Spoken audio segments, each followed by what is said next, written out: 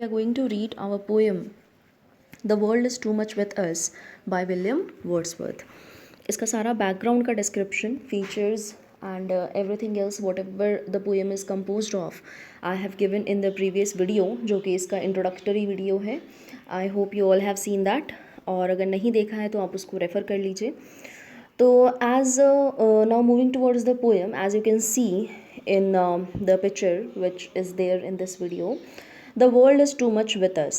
अब वर्ल्ड जो है वो यहाँ पे हमारा सिटी लाइफ को रिप्रेजेंट करता है. मेटाफर है. वर्ल्ड मतलब सिटी लाइफ, जो मॉडर्न लाइफ है. आप देख सकते हैं किस तरह का डिस्क्रिप्शन यहाँ पे शो हो रहा है. जो मॉडर्न कल्चर है, हाई रेज बिल्डिंग्स हैं और इंडस्ट्रीज़ हैं, एग्रीकल्चर को वाइप आउट करके, है ना, हम जो सभ्य समाज जिसे बोला जाता है उसका निर्माण करते हैं, जिसके अंदर की सुख सुविधा के सारे संसाधन होने चाहिए. आज के ज़माने में मॉडर्निटी का कॉन्सेप्ट ही इस तरह का हो गया है. तो उसको ये पोयम जो है वो क्रिटिसाइज़ करती है. पूरी की पूरी पोयम के अंदर जो मॉडर्निज़्म का टोटल कॉन्सेप्ट है उसका क्रिटिसिज्म है कि जो लोग हैं आज के, वो नेचुरल वर्ल्ड जो है उससे तो बहुत दूर हो गए हैं. नेचर से, प्रकृति से तो बहुत ज़्यादा दूर हो गए हैं.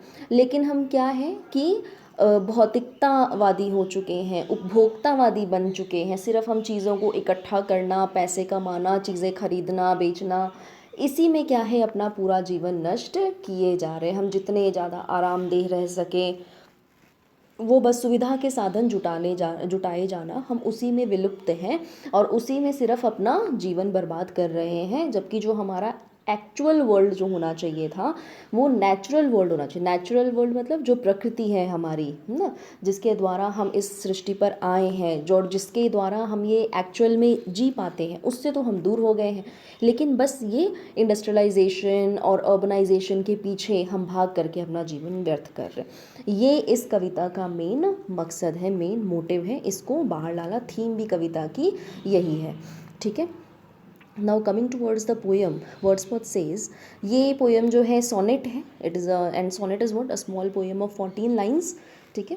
तो ये पोएम जो है ये सोनेट है और ये अब तक की सबसे बड़ी, सबसे अच्छी सोनेट जो है वो greatest sonnet ever written in the most simplest of language, ये जानी जाती है वर्ड्सवर्थ के द्वारा. तो अब हम अपनी पोएम पढ़ते हैं.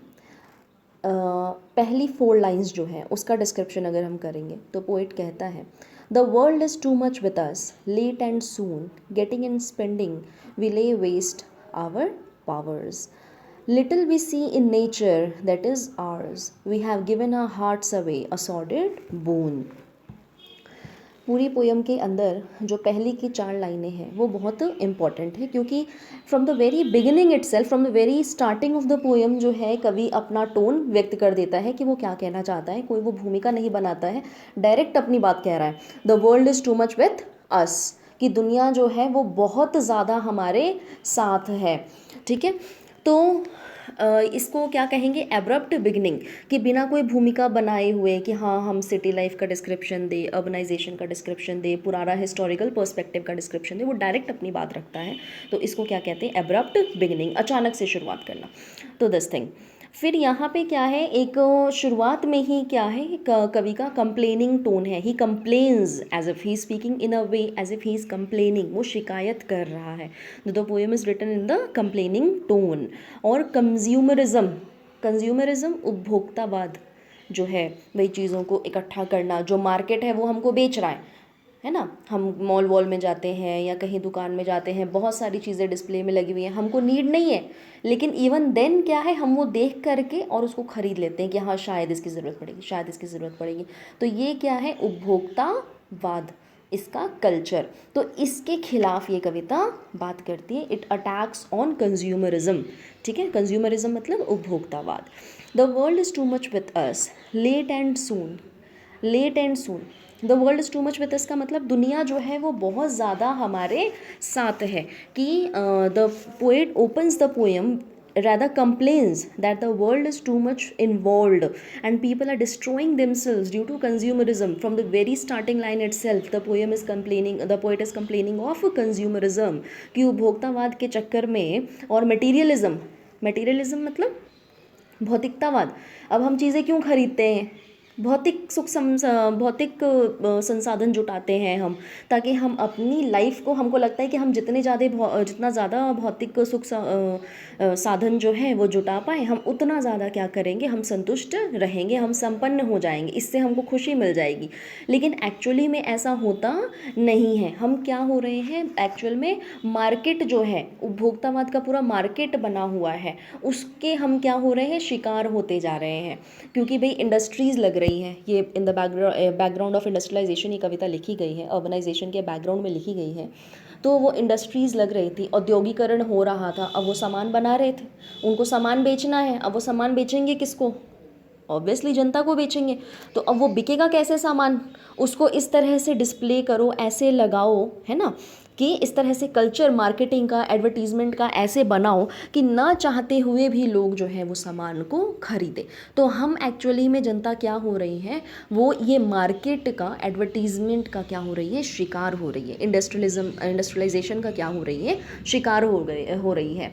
लेकिन हम ये महसूस नहीं कर पा रहे कि अरे ये तो हमको मतलब क्या कर रहे हैं, बेवकूफ़ बना रहे हैं, हमको नीड नहीं है फिर भी हमको ये बेच रहे हैं। लेकिन हम इसका उल्टे शिकार हो करके सामान और सुख समृद्धि की जो भी चीज़ें हैं, मतलब भौतिकतावाद की जो भी चीज़ें हैं, हम बस उसको इकट्ठा किए जा रहे हैं और अपना जीवन जो है एक तरह से वो नष्ट किए जा रहे हैं। तो ये कह रहे हैं, the world is too much with us, late and soon, बहुत लेट मतलब past, this is metaphor. World भी यहाँ पे क्या है, मेटाफर का प्रयोग हो रहा है कि city life, modern city life को ये रिप्रेजेंट करता है। मॉडर्निज्म का जो पूरा कॉन्सेप्ट है, कंटेम्प्रेरी सोसाइटी है ना, जो समाज था उस वक्त का, उसको ये रिप्रेजेंट करता है, तो मेटाफर है। और ये पूरा जो फ्रेज़ है, the world is too much with अस मतलब पीपल, ठीक है, and the world is too much with अस, ये पूरा फ्रेज़ जो है ये लाइफ इन द सिटी उसको रिप्रेजेंट करता है, कि शहर के अंदर जीवन कैसा है उसको रिप्रेजेंट करता है। और the world is too much with अस, इसका मतलब क्या निकलता है कि पॉइंट जो है, कवि जो है वो बहुत ज़्यादा खिन्न हो गया है, बहुत ज़्यादा इरिटेट हो गया है इन चीज़ों से, कि भाई अब मैं ना और बर्दाश्त नहीं कर सकता हूँ। उस टोन में ये बात करता है कि I can not take it any more, कि भाई ये तो बहुत ज़्यादा दुनिया जो है हम में लिप्त होती जा रही है, या फिर हम ये दुनिया के संसाधन जुटाने में लिप्त होते जा रहे हैं और अब मैं ये बर्दाश्त नहीं कर सकता हूँ। वो इस टोन में बात कर रहा है। लेट एंड सून का मतलब late is here for past, है ना, एंड सून का मतलब फ्यूचर।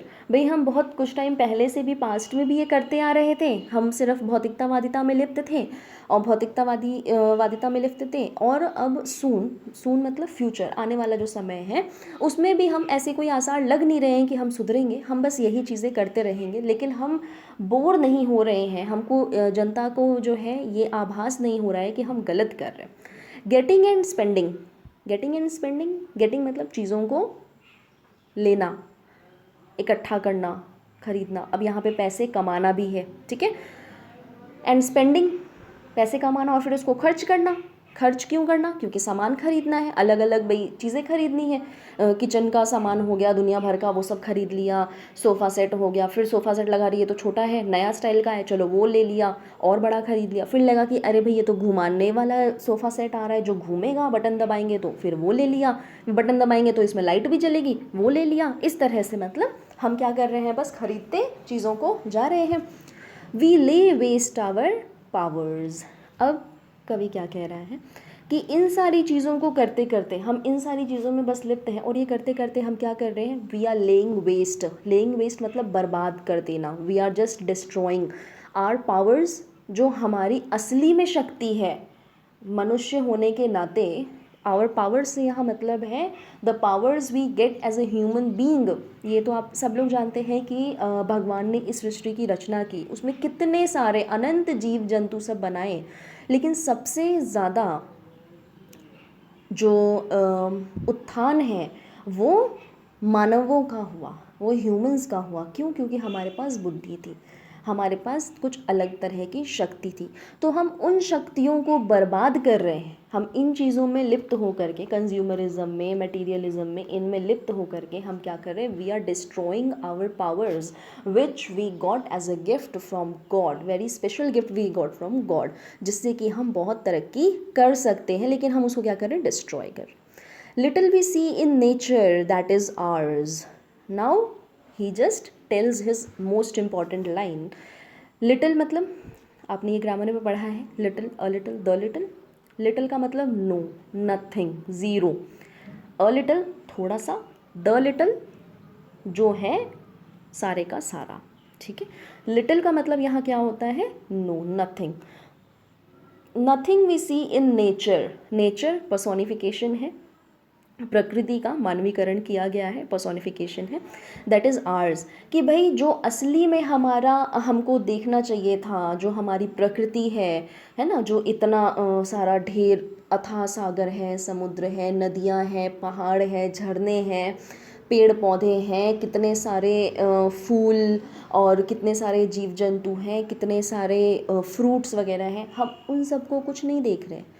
जबकि हमको असली में क्या करना चाहिए था, हमको अपना ध्यान जो है वो इस प्रकृति को निहारने में और इसके बारे में और नॉलेज गेन करने में हमें अपनी जो शक्ति है वो लगानी चाहिए थी, लेकिन हम वो कुछ भी नहीं कर रहे हैं. Nothing we see in the nature that is ours. जो हमारा असली में अपनी क्या चीज़ है, ये प्रकृति है. कि मानव, हम पैदा भी प्रकृति से हुए हैं और लास्ट में हम मरेंगे भी कहाँ, प्रकृति में ही मिल जाएंगे. After death also we will go to the nature only. हम वहीं पे लुप्त हो जाएंगे, लेकिन हम वहाँ ध्यान नहीं दे रहे हैं. हम बस क्या कर रहे हैं, मटेरियलिज्म में लिप्त हैं और अपना जीवन बर्बाद कर रहे हैं. This is the main thing poet wants to convey. We have given our hearts away, a sordid boon. We have given our hearts. We का मतलब संपूर्ण मानव जाति से यहाँ पे आ रहा है. We have given our hearts away. Hearts का मतलब दिल, हमारा सेंट्रल जो बिल्कुल हिस्सा है ना. हम अब हम किसी कोई चीज़ हमें पसंद आती है तो वो हमें दिल से पसंद आती है, हमें दिल से बहुत ज़्यादा वो चीज़ अच्छी लग रही है. तो वो दिल क्या है, हमारे शरीर का मेन केंद्र बिंदु है. तो हम क्या कर चुके हैं, अपना जो दिल है वो दे चुके हैं. हम अपना जो पूरा केंद्र है सोचने का, विचारने का, वो हम क्या कर चुके हैं, इस इंडस्ट्रियलाइजेशन, अर्बनाइजेशन, इसका शिकार हो करके, और हम ये भौतिक सुख संसाधनों को, अपना जो दिल है, अपना केंद्र है, सारी सोच और सारी जो अटेंशन है वो हम इनको दे चुके हैं. अ सॉर्डेड बून. सॉर्डेड यहाँ पे बून मतलब वरदान. ठीक है.